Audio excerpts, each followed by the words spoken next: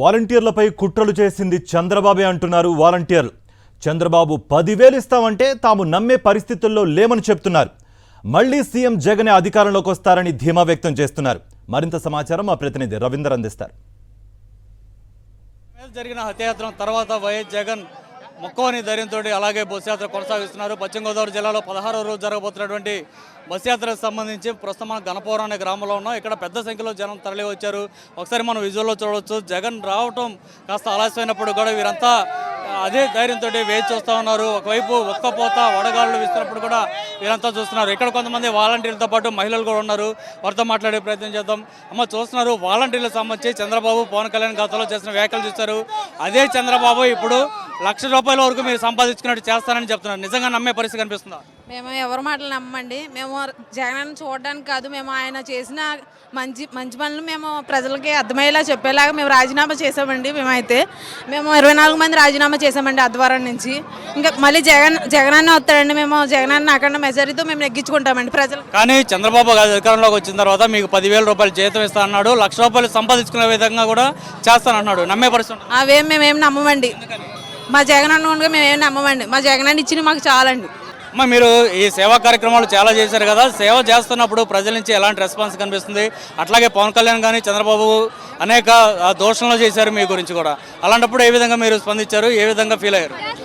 మేము అద్దవరం గ్రామం నుంచి గ్రామ వాలంటీర్గా పనిచేస్తున్నానండి. మేము 24 మంది ఉన్నాం. 24 మంది రాజీనామా చేసాం. మమ్మల్ని ఇంటింటికి వెళ్లకుండా చంద్రబాబు నాయుడు ఆపాడు. అయినప్పటికీ ఎదురు దెబ్బ మేము కొట్టి రాజీనామా చేసి మేము ఇంటింటికి వెళ్ళి జగన్ కోసం జగన్ చేసిన సంక్షేమ కార్యక్రమాలు ఇంటింటికి పంచుతున్నాం.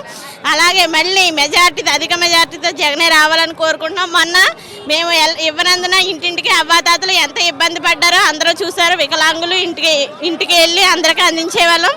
అలాగే మొన్న మేము రాజీనామా చేసినందున వాలంటీర్గా దిగిపోయినందున వాళ్ళు గ్రామ పంచాయతీకి వెళ్ళి తెచ్చుకుని ఎంత ఇబ్బందులకు గురయ్యారో వాళ్ళకే తెలుసు. వీళ్ళందరూ అది అర్థం చేసుకుని మళ్ళీ జగన్ అన్నని అధిక మెజారిటీతో గెలిపించాలని కోరుకుంటున్నాం. జగన్ వస్తున్నారని చూస్తాకు వచ్చామండి. జగన్ అన్ని చేశారండి, మాకు అన్ని బాగా చేశారండి. ప్రతి ఒక్క కాడ ఇచ్చారండి, ప్రతి కాడ ఇచ్చారండి, అన్ని ఇచ్చారు. పిల్ల అమ్మవాడు అని. మహిళలకు సంబంధించి ఏం చేశారమ్మా? నాకు విద్యా దీవెన వసతి దీవెన వచ్చింది. మా అమ్మకి స్థలం వచ్చి 10 సంవత్సరాల నుంచి ఉన్నా సరే మాకు ఏ ప్రభుత్వం ఇవ్వలేదు. జగన్ వచ్చాక మాకు మా అమ్మకి స్థలం వచ్చింది. మేము ఎంతగానో అభివృద్ధి చెందాము. మళ్ళీ జగనే రావాలని మేము కోరుకుంటున్నాము. మేము ర్యాలింగ్ నుంచి ఇక్కడికి వచ్చాము జగన్ చూడడానికి. మాది ర్యాలింగ్ ఇక్కడ కాదండి. అయినా సరే మేము జగన్ చూడడానికి అంత దూరం నుంచి వచ్చాము. మళ్ళీ జగనే రావాలని మేము కోరుకుంటున్నాం. ఎన్ని దాడులు చేసినా, ఎన్ని ప్రయత్నాలు చేసినా జగనే వస్తారు.